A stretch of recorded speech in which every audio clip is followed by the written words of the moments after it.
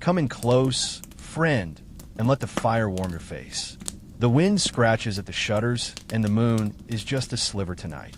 If your bones are weary and your mind won't hush, I'll tell you a tale not of knights or battles, but of something softer, something slower. Let me take you back, far back, to a time when the world turned slower and people slept in the dark of the Middle Ages. Back then, there was no buzz-electric lights, no screens humming in the night, no clocks ticking their little seconds away. The sun ruled all. It told the people when to rise and when to rest, and so they followed it without question.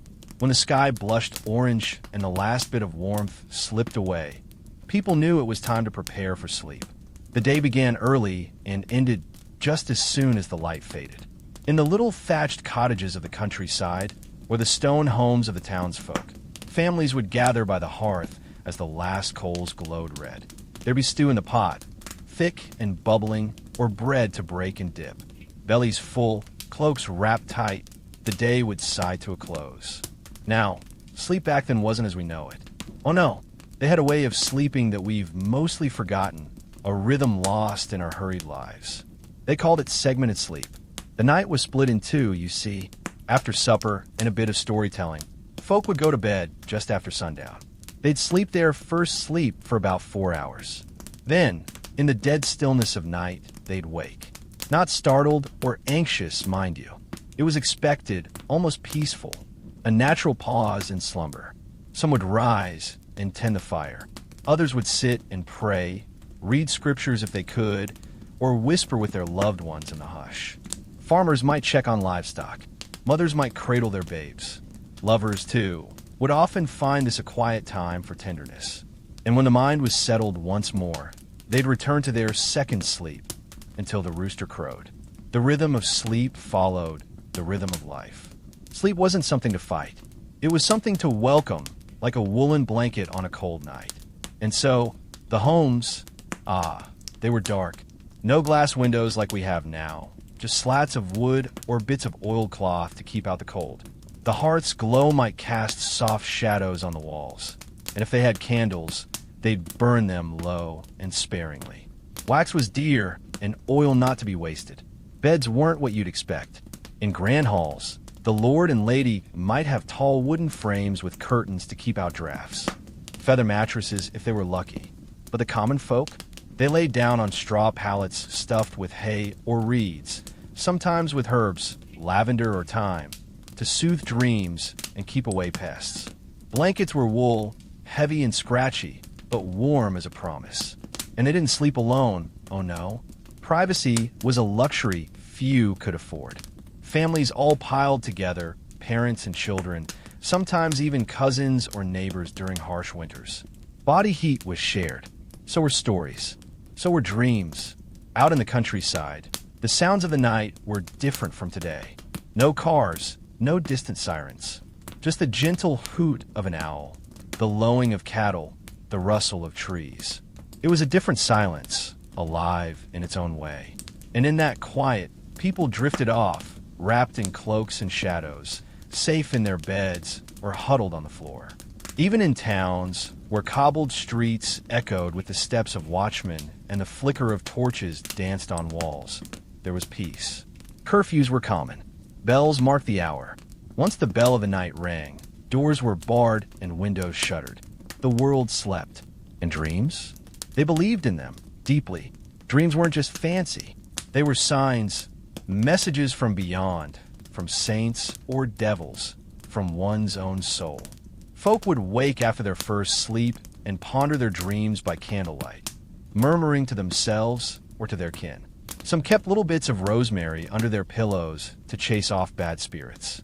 Others whispered prayers to protect their minds in sleep. But sleep wasn't always safe. A chill in the room, a cough in the night. These things were feared. Illness came easy when fires went out or blankets slipped away. So they layered and bundled and prayed. The church taught them to guard their souls, even in sleep. Many feared to die in the night. So they crossed themselves, murmur psalms, and trust the Lord would keep them till morning. For the monks and nuns, it was different still.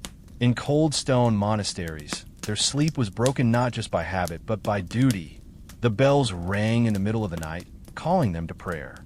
Matins, they called it.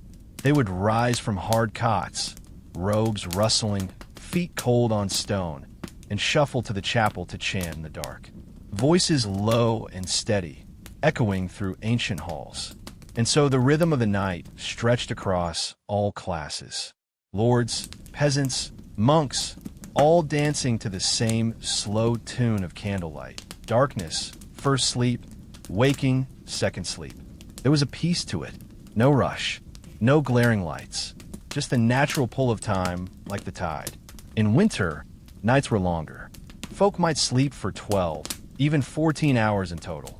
The dark came early and stayed late, and people surrendered to it. In summer, the sleep was lighter, shorter. But always, the body followed the season, not the hour. No one had alarm clocks to jar them from dreams. And what of those who couldn't sleep? The restless, the worried?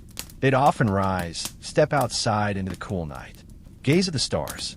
The heavens were clear back then, uncluttered by the haze of cities. They saw constellations, omens, their ancestors in the sky. Sometimes they'd walk to the chapel if they were nearby, sit quietly, listen to the stillness. Sometimes they'd whisper to the animals in the barn. Sleep was not a task. It was not something to conquer. It was a return, a gentle drifting back to the earth, to the self, to the divine. They feared it and welcomed it all at once. And so, through the long centuries, night after night, people laid down their burdens and sank into sleep the way the moon slips into the clouds. No glowing screens, no caffeine in the bloodstream, no endless buzz, just the fire's soft crackle, the hush of wind outside, and the slow turning of the world. Now let your mind drift, friend. Imagine the soft crunch of straw beneath your blanket, the weight of wool across your chest, the warmth of a sibling's breath close by. Outside, the owl sings. The moon peeks through the slats. You hear your grandmother's voice murmuring a prayer, the words too old to understand but familiar in your bones. You close your eyes, just as your ancestors did, trusting the night to hold you. And when you wake, perhaps you'll find yourself between sleeps, caught in that quiet pause. Don't be alarmed. Let be. Rest your hands on your belly. Breathe.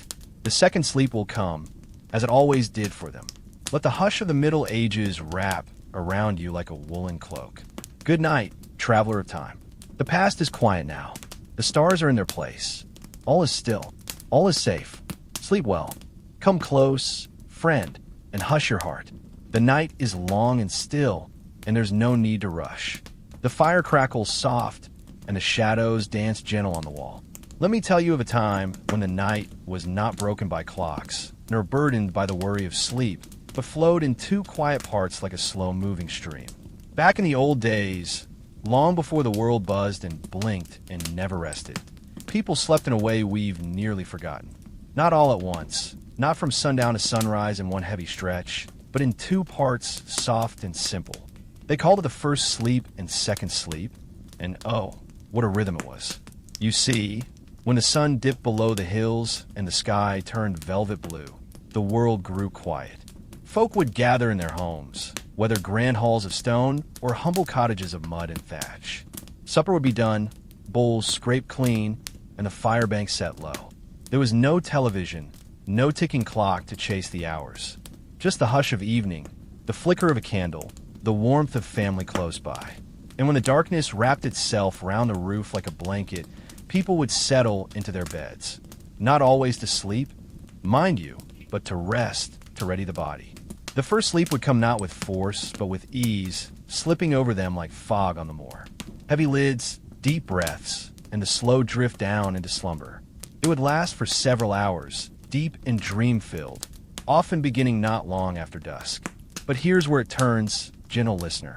In the middle of the night, when all today would expect to be sound asleep, folk would stir. Not in fright or confusion, no. This waking was natural, expected. Between the first and second sleep, there was a quiet hour or two, a sacred pause in the night's journey. Some rose from their straw beds and tended to the hearth, placing logs with care so the embers might glow till morning. Others prayed, murmuring verses learned by heart, their voices barely louder than the wind outside. Many stayed in bed, lying on their backs, eyes to the rafters, speaking softly to their spouse or children beside them. This was a time for calm thought, reflection, sometimes love. In towns, the night watch might pass by, lanterns swinging, their footsteps echoing down stone alleys. In monasteries, the bell would ring, summoning monks to matins, their midnight prayer. But most folk, whether plowman or weaver, midwife or miller, embraced this waking time as part of life's rhythm. There was no anxiety in it, no dread of not sleeping. The body rose when it would and returned to rest when ready. In that return, it was the second sleep, gentler than the first. Sometimes it came quickly, sometimes slow, but always it followed like the second wave after the tide turns. Dreams were softer now, less tangled. The mind had already wandered its wild path in the first sleep. Now it settled, soothed by the stillness of the night's middle. And by dawn, they'd rise, refreshed, balanced. Not from 8 uninterrupted hours, but from 2 halves that made a whole. A pattern that matched the world around them. For nature, too, pauses. The wind rests. The animals hush. The stars stand watch. Why did they sleep this way? Ah, friend, it was just how things were. The sun ruled all, and the body followed its command. Without artificial light to stretch the day, sleep began soon after dark. In the winter, when nights were long, this segmented sleep stretched to fit the hours. In summer, it shrank.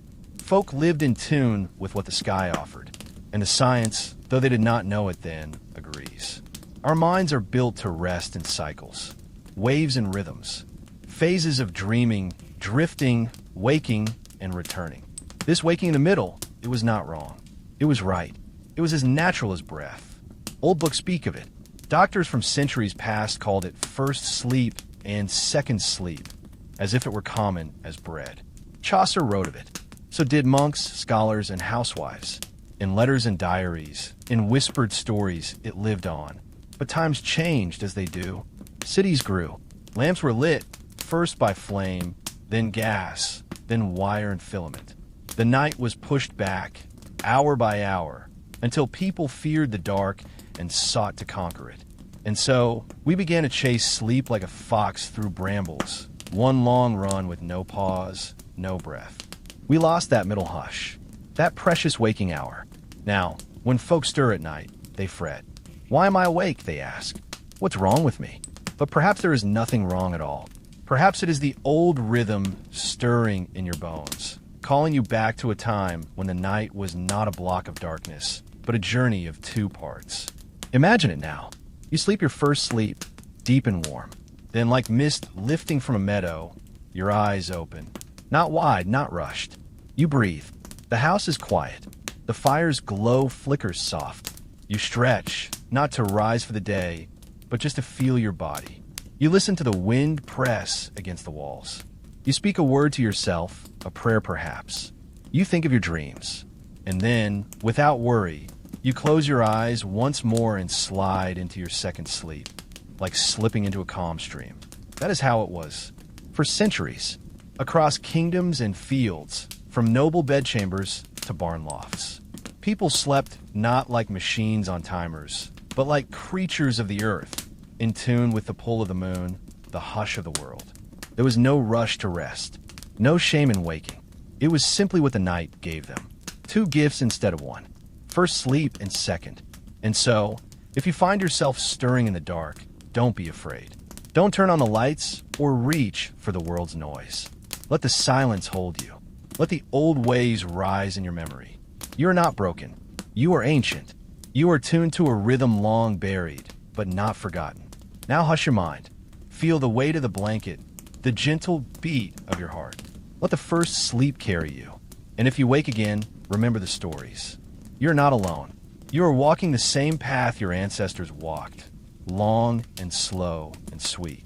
Between sleeps, between dreams, held by the dark. Let it take you now. Sleep well, friend. Sleep well. Come, sit close by the fire and rest your bones. The day's long work is done, and the stars have taken their places in the sky. I'll tell you not of wars or kings, but of quieter things, things wrapped in wool and darkness, in prayer and breath, in the kind of peace we've near forgotten. Let me tell you how people once surrendered to the night, not in fear nor haste, but in the arms of nature, community, and faith. From the days before the world blinked bright all night long, sleep was not a battle. It was a blessing, not something to conquer or squeeze between tasks, but something to welcome like rain after drought, like bread after hunger. In those times, sleep flowed with the rhythm of the sun, the turning of the seasons, and the heartbeat of the village. It belonged not to the self alone, but to the land, to the people, and to the soul. The sun was the great keeper of time. No clock tower ruled the hours, only the light and its long shadows. When it dipped below the trees and the sky turned the color of embers, the world slowed. Folk knew then to wind down. There were no lights to keep the day going, no engines to drown out the hush. Night felt like a wool cloak, soft and sure. It wasn't just dark, it was sacred. And so, home settled. The fire burned low, casting golden shapes on the walls. Children lay their heads on straw-stuffed mats. Mothers hummed old lullabies, the ones passed down like heirlooms. Outside, the wind whispered through thatch and hedgerow. Inside, quiet. Sleep didn't come on command. No one stared at a glowing screen, waiting for their mind to switch off. The body listened to the world. When the birds stopped their song and the light faded from the hearth, the eyes grew heavy and kind. This was nature's lullaby. In winter, when the days were short and the dark lingered, folk might sleep longer, 12, even 14 hours, but not all at once. In summer, when the air was warm and the light stretched well into evening, sleep came later, lighter. The people lived by the land, and the land told them when to rest. But they didn't sleep alone, not in spirit and often not in body. Privacy was rare, and warmth was precious. Families huddled close, sharing beds and blankets. In one room, father, mother, children, sometimes even the grandparents or neighbors on a cold night. It wasn't odd, it was life. They whispered together before drifting off, shared dreams, shared fears. The night was not lonely. Even in towns and cities, where space allowed for more rooms, community held fast. In inns, strangers slept side by side on straw pallets. In monasteries, monks lay in rows, breathing the same cold air beneath high stone arches. In castles, servants and nobles alike shared quarters, divided only by curtain or wall. And when someone couldn't sleep, they weren't left alone to wonder why. The world was full of explanations, some rooted in nature, others in the spirit. Maybe the moon was full. Maybe the wind carried strange voices. Maybe a soul was unsettled, or a dream had walked too close. The spiritual world was always near, just beyond the candle's edge. Folk believed sleep was a crossing, a place where the body stayed, but the spirit wandered. They told tales of dreams sent by saints or demons, of visitations in the night from the dearly departed or beings not of this world. That's why prayers were whispered before bed, not just to give thanks, but to guard the soul on its nightly journey. There were charms for good sleep. Bundles of lavender hung near the bed, a sprig of rosemary under the pillow to ward off nightmares, crosses etched on door frames, salt sprinkled by the hearth. Mothers would sing their babies to sleep with songs older than memory, songs that carried blessings stitched into their notes. The church played its part, too. Monks and nuns slept in rhythm with holy hours. The bell would toll deep in the night, calling them from their cots to pray. They'd rise, cloaked in wool, and shuffle to the chapel, feet silent on stone, voices rising like mist into the rafters. For them, sleep was an intermission between praise. Even ordinary folk carried their faith into the night. The Lord's Prayer, a sign of the cross, a plea for safety until morning. Death came often and quietly in those days, especially in the dark. And so, sleep and eternity weren't so far apart.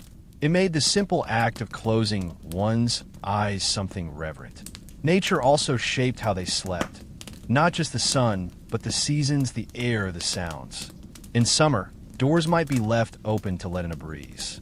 In winter, cracks were stuffed with rags and extra straw laid underfoot. The soundscape was different.